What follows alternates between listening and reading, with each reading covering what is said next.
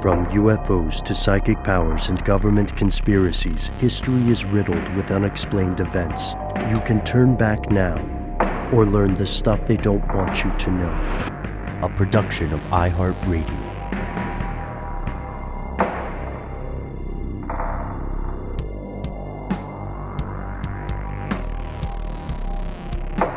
Hello, welcome back to the show. My name is Matt. My name is Noel. They call me Ben. We're joined as always with our super producer, Alexis, codenamed Doc Holliday Jackson. Most importantly, you are here, and that makes this the stuff they don't want you to know. We are returning from strange adventures, and with us, we bring news, not the mainstream news. The strange news. We're so glad you're here, folks. We are going to explore issues of self-transformation over in Japan. We're going to explore an ongoing dangerous mystery in California. We might talk a little bit about Ecuador. We might even dive into a paranormal story of divorce. But before we do any of that, we are going to talk about one of our favorite things ever, the idea of preservation, the idea of saving human knowledge from the too frequent disasters of human civilization. But where could you put something if you wanted to save so many works of humanity, right? Like, where would you put it? I don't know, the Mariana Trench? Yeah, and if you're nice, James Cameron will take you down there to retrieve it if you change your mind. Hey, perfect. Or some other species that figures out technology to get there might find it, for the purposes of preserving that which was humanity. Or you could, just launch it into space, just aim in any direction, really, and just shoot it out there. Maybe somebody will find it. Or you could, put it on the moon. Oh, okay. Well, at first you had my attention. Now you have my interest. Please. Hey, yeah, but we're actually not talking about human knowledge preservation or the preservation of the human race, if you will. We're talking about the preservation of human creativity because in the case of the Lunar Codex, which is the first thing we're going to talk about today, it's works of 30,000 artists, writers, musicians, and filmmakers from 157 countries that are going to be launched in 4 separate time capsules and go to the moon. They're going to be launched and go to the moon. And this is really happening? Allegedly it's happening. It's the work of a man named Samuel Peralta, and it is a project, I suppose, maybe we could call it right now. Reading from The Guardian's Lunar Codex, digitized works of 30,000 artists to be archived on moon. It is saying that it's a real thing that's going to happen. At least. It reminds me of like the gold disc and all that stuff, that Carl Sagan was involved in, sending out to space in the hopes that some advanced civilization might be able to play it. Yeah. It's like a gold record, right? Yeah. The gold record and Voyager and all that stuff is fascinating because, again, it gives kind of a snapshot of humanity from a chemical, biological, intelligence, cultural factor. In this case, it's really precisely aimed at culture, but there is some cool mathematical stuff in the music that you could probably glean, right? If you were to just discover some of the pieces that are going to be included in that. But ultimately, and this is what Peralta says on the website for Lunar Codex, which is lunarcodex.com. He says, our hope is that future travelers who find these time capsules, again, he says, future travelers, will discover some of the richness of our world today. It speaks to the idea that despite wars and pandemics and climate upheaval, humankind found the time to dream, to create art. Love it. Dare to dream. Isn't that beautiful? There's really not much else there. It's just kind of a positive, cool thing that's happening. A little message in the bottle to future humans or whatever comes after us. Probably robots, right? Right. Or some sort of fungal life form. Matt, I see on the website you shared with us, lunarcodex.com, that Peralta says he did already purchase payload space. Yeah. Which puts this streets ahead, to quote Community, streets ahead of other similar projects from the past. Streets ahead, man. Is that a thing? It is now. Well, if you don't know, your street's behind, right? But it's really cool stuff. Oh, I did want to read one other thing from the Guardian article here. They were talking about how it's going to be stored. Here we go. It's going to be digitized and stored on memory cards. So first of all, when you find it, you got to be able to read one of the memory cards. Maybe they'll have a reader, packaged within the thing just for help with a little USB 2.0. That surely some robot in the future will be able to plug into it. So, but it's they'll definitely still have a USB 1 port. Yeah. The robots of the future they're on a TB3 at this point, TB4. Yeah. Mm-hmm. Need a dongle for that. Yeah. Maybe USB-C. Okay. Geez, I don't know. There's also going to be some laser etching onto nanofiche, which sounds awesome.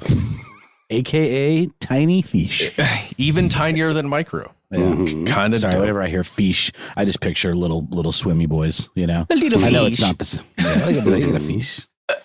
Tiny salmon. All right. Well, hey, let's continue going tiny, maybe not nano-sized, but micro-sized, and move on to human cells, specifically cancer cells, and the cancer cells of one Henrietta Lacks, who we have spoken about on this show many a time, and to some really exciting news when it comes to the family of Henrietta Lacks. Let me set you guys up to really just quickly tell the story of Henrietta Lacks in a shortened manner. Henrietta Lacks is a woman who was being treated for cancer in the early 1950s. In 1951, she passed away in Baltimore, and some sampling of her cancerous cells, they were used early on for testing, and it turned out that these cells continued to live and continued to be able to be reproduced in laboratory settings. So basically, the original samples from this woman, Henrietta Lacks, were reproduced so many times over so many years. We're talking about they're still being used today and grown today. They use them to create things like the polio vaccine, to develop the polio vaccine, because they had human cells to run tests on. And again, in huge amounts, because these things would just continue to reproduce in a laboratory setting. They were used by, I think, a bunch of groups, because Thermo Fisher Scientific specifically was selling these cancer cells. They were profiting from them. Without the family's consent, the first immortal, technically, the first immortal human cells were quickly, first they were researched by a guy named George Otto Gray, and then they were monetized. And no one talked to Henrietta before she passed away about this. No one talked to her family. And in a very real way, this person has saved millions of lives. I believe that was actually the name of the biopic starring Oprah Winfrey, The Immortal Life of Henrietta Lacks. Which was a book written by Rebecca Skloot, and that was from 2010. Yeah, that's how we found out about it in the first place. It was that book originally when we were talking about it way back in the day on Stuff They Don't Want You to Know. And it is just really amazing, because the news is the family has settled with Thermo Fisher Scientific. It's been an ongoing court case for quite a while. And, it was argued by Thermo Fisher, at least within court, that this family had no standing to have any, suit against them, basically. And the family was saying, hey, come on. That's how I'm summing up the argument. Like, come on. Like, the story is now in the public record. You probably owe the family something. And it looks like the family has gotten something. Nothing has been made public as of yet as to what that settlement actually looks like, and, when it would be paid out, and any details. It's just really great news that something has occurred to give, I don't know, a little bit of justice for this woman that was taken advantage of in life and, for 70 years after her death. Yeah, well said, Matt. I believe, from what I understand, when I first heard about this story, I think it was in CNN,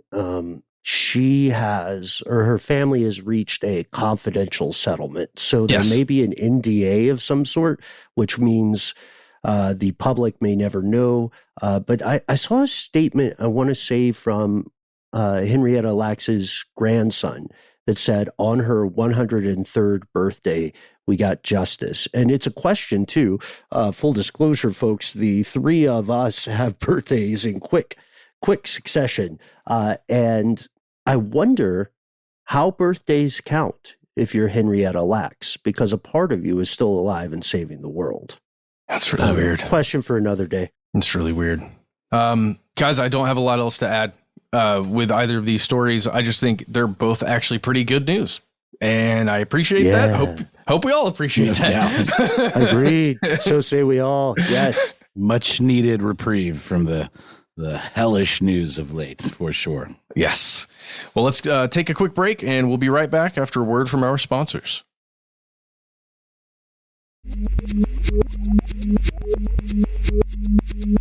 And we return with another piece of good news, good boy news. It's good for somebody, I guess. If you're into just living your best life, who are we to begrudge anybody, whatever that looks like for them? This story kind of went viral, I think, some months ago, Ben. I know you'd seen it, about Toko, who is an anonymous Japanese individual who has become dog. Well, okay, that's a little hyperbolic, perhaps. And honestly, this is also a story about spreading fake news over sources like TikTok. The original reporting on this Toko situation where man undergoes surgery to become a rough collie, which is a breed of collie. I didn't know. Rough collie. I thought rough was just the sound they made when they barked. A little tiny rim shot. Dad joke. But yeah, it's not true. No one has yet. Remember the movie Tusk? Yes. Really awful, kind of unpleasant Kevin Smith movie. Very un-Kevin Smith of you, Kevin Smith. About a guy played by Justin Long who is transformed by a mad scientist into a walrus. And it's really gross. And you don't need to see it unless you want to. Unless you loved Human Centipede. It's just an unpleasant film, but that's all I'm going to say about it. I kind of scrolled through it just to kind of get the highlights, but yeah, not something I would highly recommend. But this is not what happened. What happened is this individual has chosen to remain as anonymous as humanly possible. There's a million of them. Just spent a lot of money, around, let's see, 2 million Japanese yen, which equates to about 14 grand, to have an incredibly lifelike, surreal, bizarre custom costume made that this individual can fit into. Followed a bunch of sources on this, a really good YouTube video, Toko the Human Dog, in parentheses disturbing, from Tuv on YouTube. His girlfriend actually made a drawing where they took a screenshot of Toko, which, by the way, this dog situation is all fours, looks like a dog. Doesn't quite move like a dog, but we'll get to that as well. Looks more real than the bear at that Chinese zoo getting all the attention. And that's a real bear, by the way. Question. It's really weird. It's really very real. The proportions are just right. But again, so this guy Tuv on YouTube, his girlfriend drew a picture overlay on a screenshot of one of Toko's videos showing how a person would have to be kind of positioned in there. And it's like front arms are front paws, back legs are knees, with the feet up and tucked kind of into the butt. So yeah, I mean, if you guys want to get a look, there's a that makes a ton of sense, Noel.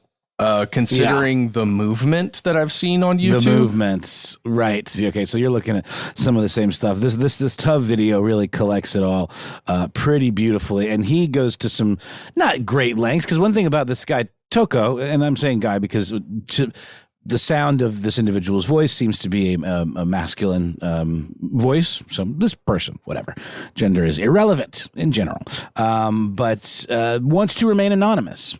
Toko, has done some sort of AMA style videos. There's one in particular that's really funny, where they're dressed up in the dog costume and like scrolling through these like pieces of paper that have captions on them in Japanese and English, using their paw and occasionally getting frustrated at not being able to like bend their wrist. So there's a couple of jump cuts where someone clearly helps them flip the page. It's funny, but it's also disturbing. Matt, you may be referring to some of the images of Toko trying to climb stairs. Well, that one is upsetting. it's like the way like those Japanese nightmare demons move in like The Grudge, or there's just something really unwieldy and like inhuman about the movement, obviously, because it's not how humans are supposed to move, and this person is, inside this strange suit. But you can look at images, video of them zooming into the mouth, and you can see very realistic teeth, canines in particular, and the eyes are that of like a dead dog. They're just black, like a doll's eyes, like their Jaws eyes. But you can't see, big time. You can't see into the, you can't see any hide nor hair. Told you they were going to be coming of who this individual is. No indication. There is a reflection of the camera person briefly, and also there's some playing catch kind of moments in some of the videos, and you do see the camera person's hands, but it's really not clear what that person looks like. There's really no information. I'll just add, and then I'd love to hear what you guys' thoughts are. This YouTuber did kind of figure out that this individual has a Twitch account and is a really big fan of a Pokemon game. One in particular, it's like there's so many of those. Arceus? Let's see. No, it's called Pokemon Unite, and they actually maintain another YouTube channel that is not dog related, that is exclusively devoted to streaming a lot of Pokemon Unite, that actually seems to get a little more attention than the dog content. Mm-hmm. But what do you guys think? I mean, we've talked about furries and the moral panic around that in America with they're putting litter boxes in the schools. I just kind of got to wonder if this is going to fuel more of that kind of talk, if it goes more mainstream, if people in government are going to start pointing to it. What do you guys think? Well, for me, it's fascinating. I went down a rabbit hole in that YouTube channel for quite a while, watching videos, and that's why I think it was mildly disturbing, only when thinking about how uncomfortable I imagine this person is in the costume, as I figured out that, those are, in order for him to be in those dimensions, he would have to be on his knees as they're making videos titled, taking Toko for a walk or something, or going for a walk. And Toko's attempting to walk on concrete with, again, front hands seem to be very fine, but then the back legs are just somebody's knees being jammed into concrete as they're attempting to walk in the dog suit. And very slowly, might I add, because again, it's painful, I think. Yeah, it's like it reminds me of Shrek the Musical. If you guys haven't seen that, it's wonderful. Just to show my music theater. The one character, the short guy. What's his name? The Lord or whatever. Yeah. The actor, Farquaad. Yeah, Farquaad. The actor does a thing. Yep. The only way they could do that live action is to have the guy moving on his knees, but he is covered in a cape. So you don't see the calves and the metatarsals and whatever, but the feet. But the thing is with Toko here, and it does sound like this individual wants to be identified as Toko. With Toko, like the thing that I think is continuing our run of good news is that I heard, Noel, Matt, maybe you guys can confirm this. I heard that recently Toko had a grand debut, it's being called, toward the end of July on a German TV station. And in this, Toko was not shamed nor mocked by humans. They were just, they're a very curious species, so they were just staring. But dogs, more importantly, weren't mad about it. Dogs were like, oh, you're interesting.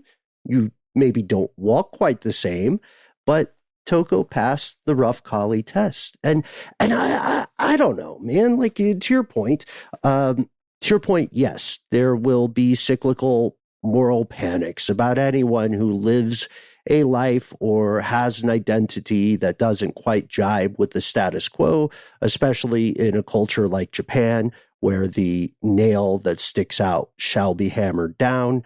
But live your truth. Yeah, you know what I mean? If you've got an extra $14,000 and you want to do something, 22,000, whatever it is, US. That's right. And you've just got it and you want to do something for you, Man, as long as everyone else is going to be okay, with you spending that money, then let's do it. It's kind of interesting. There's the company behind the suit is called Zeppet, and it's nothing to do with pets. It's a coincidence, unrelated. They make like animatronic kind of things, digital modeling, robotics, things for movies, and TV shoots, like all kinds of masks and set pieces and crazy costumes. And if you go on their site, though, there are a handful of very elaborate furry costumes that they have made that are listed as custom made for personal order.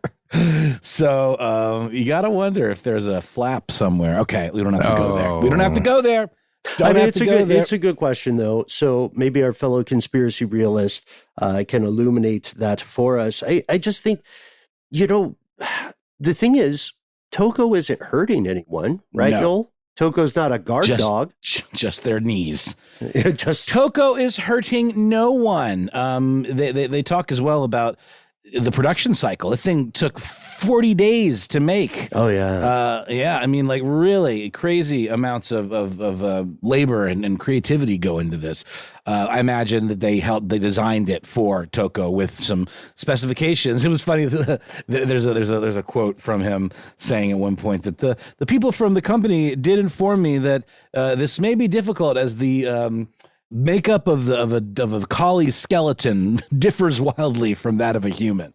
And this wolf costume that I'm looking at is meant to be standing upright. The kicker here, and the thing that makes this whole thing that uncanny valley vibe, is the fact that it looks like a lumbering dog. And if for a minute you didn't know, you would be fooled. Then you might be like, wait, it's moving a little wonky. Is it like a robot? What's going on here? And it would not immediately be clear to anybody. You could call this a fetish.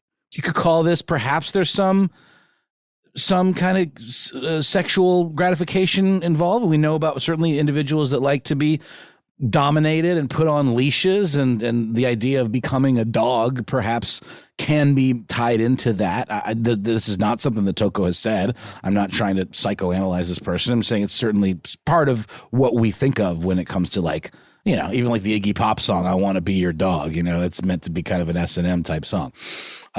So who knows? And obviously this stuff is very big in Japan. But I think it's really cool. And to your point, Ben, Toko is hurting no one.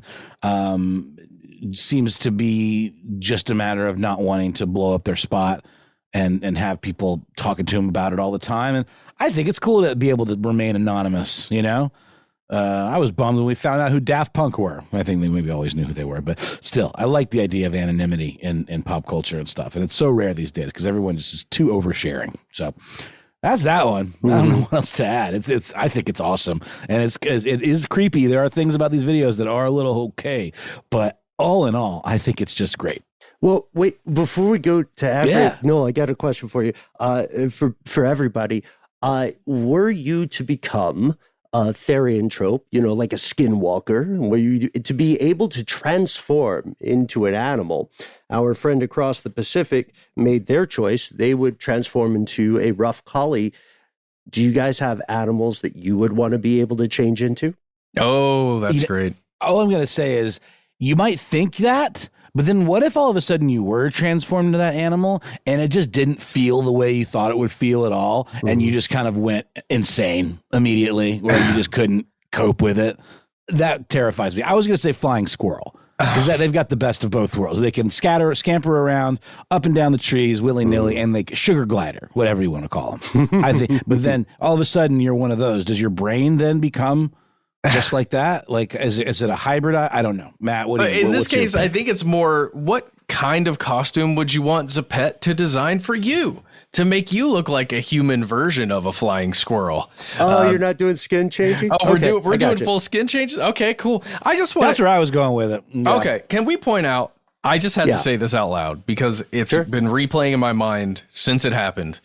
Ben, you were trying to come up with a word for feet, and you said metatarsals. And you just did it so casually. It was good. It was fun at parties. They're the bones of the foot. I know. I just thought it was great. Like, calves or metatarsals Feet. I'm Stop sorry. trying to change the subject, Matt. What animal will you become? Wait, can you already change your skin? Matt, what animal are you, man, when you're not on the show? I'm a squid. No wonder you're so smart. I promise no longer to eat your brethren. Yes, yes. I love the way you pronounce that too. Man, we're on fire today, y'all. Let's take a break, man. Let's take that break and have a word from our sponsor and then come back with one more piece of strange news.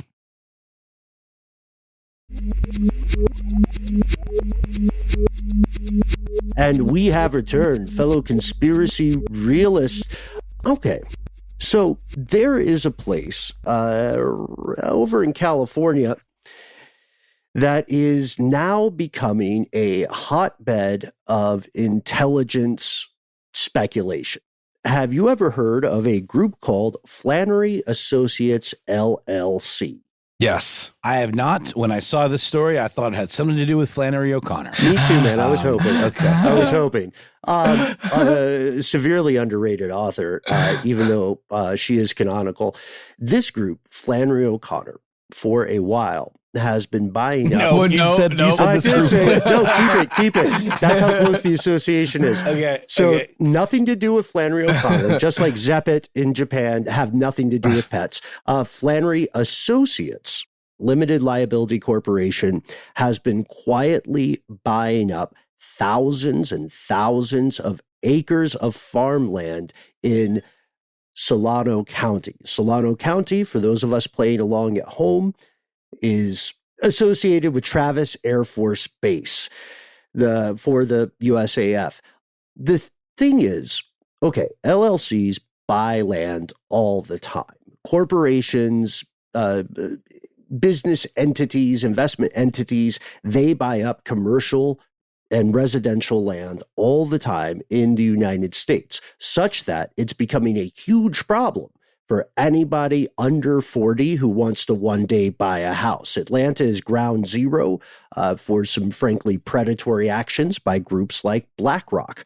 Flannery Associates currently has 55,000 acres of dry farmland adjacent to Travis Air Force Base. Not just adjacent, but sort of turning it into a peninsula. They bought up like 3 sides of land bordering this Air Force Base.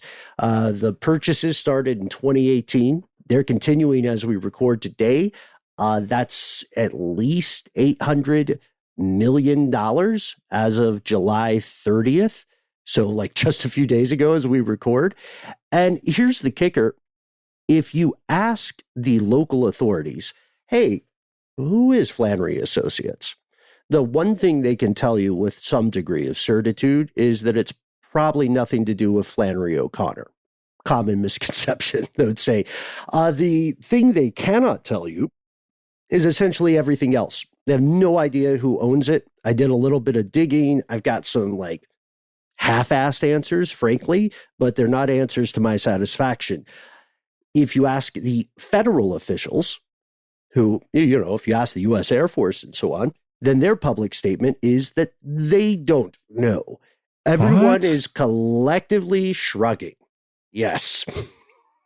Okay. Is it too early to just go over ideas of why you would buy land around the Air Force Base? Also, the only thing we need to set up for that is that they threatened individual landholders and are taking them to court. Flannery is taking these folks to court with the contention being that these individual farmers or farmland owners are illegally preventing them from buying more stuff. Wait, what? So, but they're not, there's no eminent domaining going on. They're buying land that was for sale? Yeah. If there was a willing seller for it. Okay. This is so weird to me. What do you think? Okay, I've got some ideas. The first one that came to mind before I understood the scope and really understood where Solano County is, out the west of Sacramento and everything. Mm-hmm. My first thought was spying on a military base, because you could just set up anything, any sensors to look up in the sky, basically, and see any aircraft that lands or takes off from that base, right? You could, theoretically. Mm-hmm. But you could do that without buying land. I think, or buying one small piece of land. So that doesn't make any sense. What about stuff that's underneath the surface of the land? Mineral rights, water, things like that. Yeah. I mean, both the Chinese and the Saudi Arabian governments have been making agricultural deals, which do essentially divest the United States of water. Whoa. I mean, if you think about it. Oh, okay. Well, let's continue, because that's what I was thinking too. No, you got one? You got a guess? Does that sound off base? Or are you thinking? No, I think I'm with you. I'm just kind of playing along at home. I want to hear more. All right. So do a little digging, and you will find that Flannery Associates LLC is a branch of a place called, in a burst of creativity, Flannery Associates LLC out of Delaware. Delaware. We're in Delaware. Which turns out is a magical place when it comes to at least tax havens and shady dealings. Yeah, I mean, I feel you, man. Maybe I was profiling a little as well, but as soon as I saw Delaware, I thought, okay, corporate governance, a little more friendly in that state. So what we find is that Flannery Associates has a fixer, an attorney out of D.C. who refuses to divulge what this land will be used for, what the purpose of it is, and ultimately also refuses to divulge the identities, basically, behind the shell. Flannery Associates did reply to, I think, a Department of Agriculture request for more information. And when they replied, they said something like, look, 97% of our capital is based in the U.S. They said something slippery. They said there is no, they didn't even say foreign entity, I think. They just said 97% is U.S. based, which is a lot like answering a question. Yeah, it's real similar. Real similar. From far enough away, it looks like answering the question. So the mystery continues.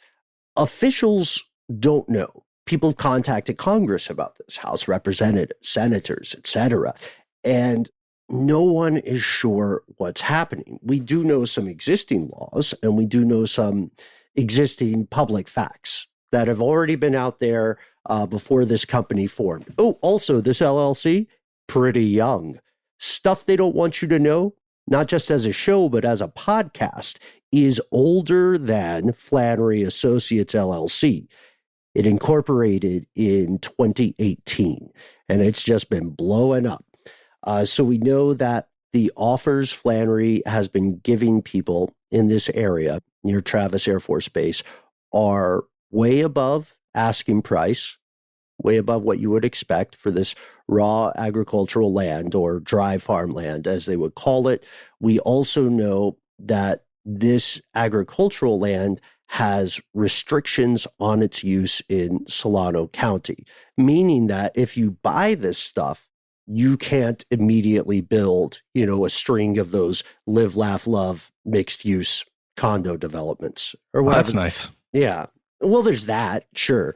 But this is a mystery that continues. And right now, the thing that is maybe, it's understandable, but I don't know how helpful it is.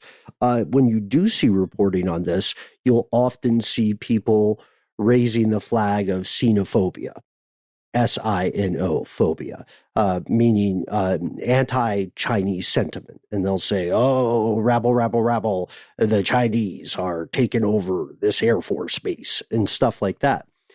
Not necessarily the case. There's been no provable evidence of that.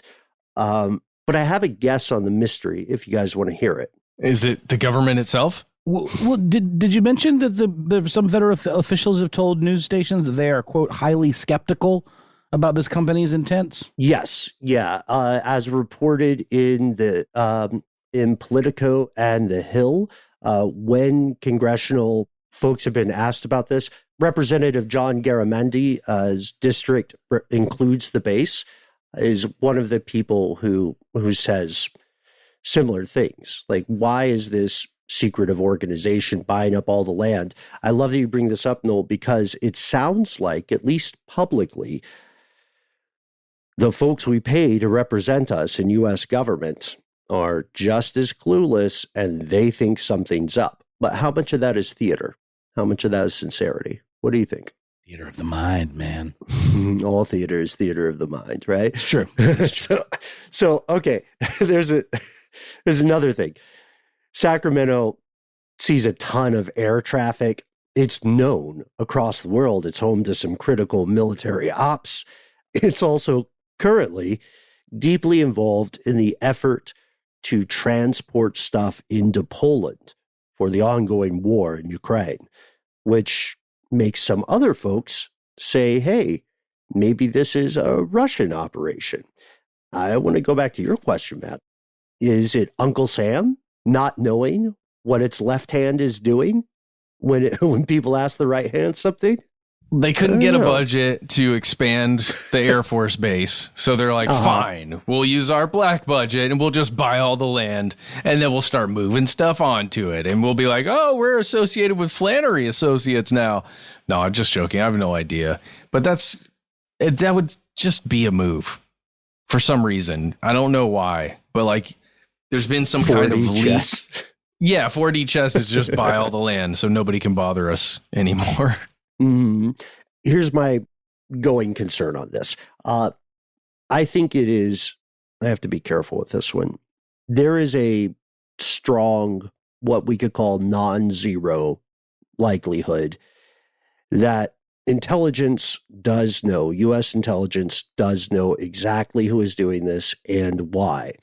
And the thing in that kind of game is, if you know what someone is doing, if you know the entity that is playing this 3-card Monte or shell game of land acquisition, then what you want to do is never publicly say it.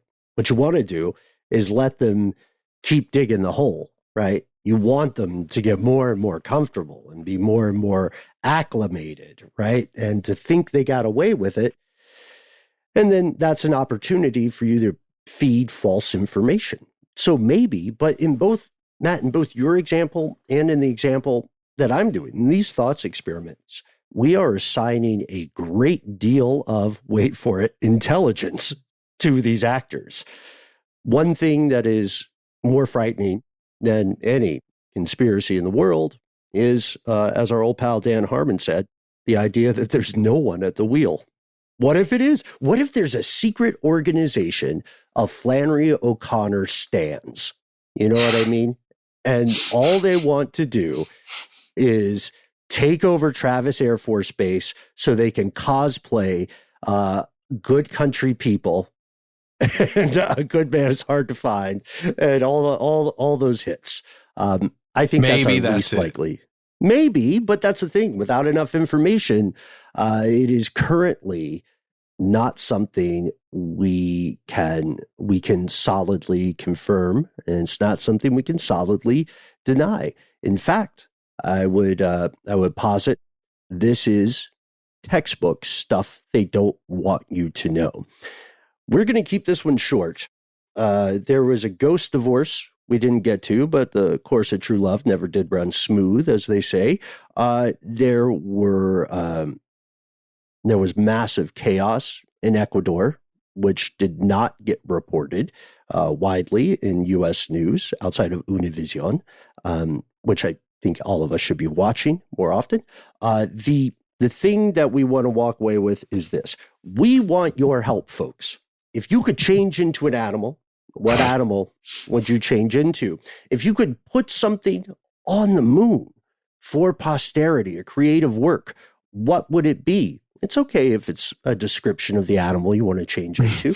And if you work with Flannery Associates, LLC, or if you have a guess or a lead to take us further down the rabbit hole happening over there in Sacramento, we want to hear from you.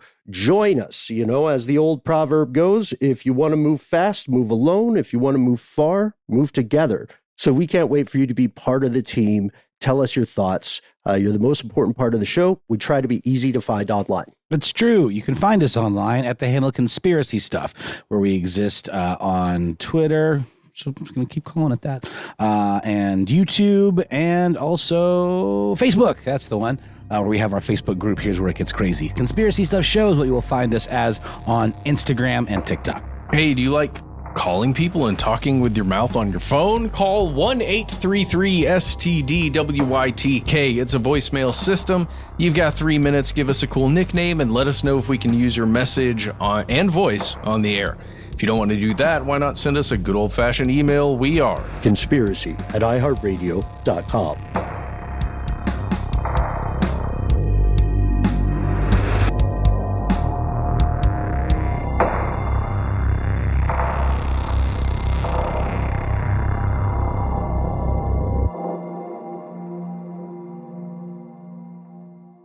Stuff They Don't Want You to Know is a production of iHeartRadio. For more podcasts from iHeartRadio, visit the iHeartRadio app, Apple Podcasts, or wherever you listen to your favorite shows.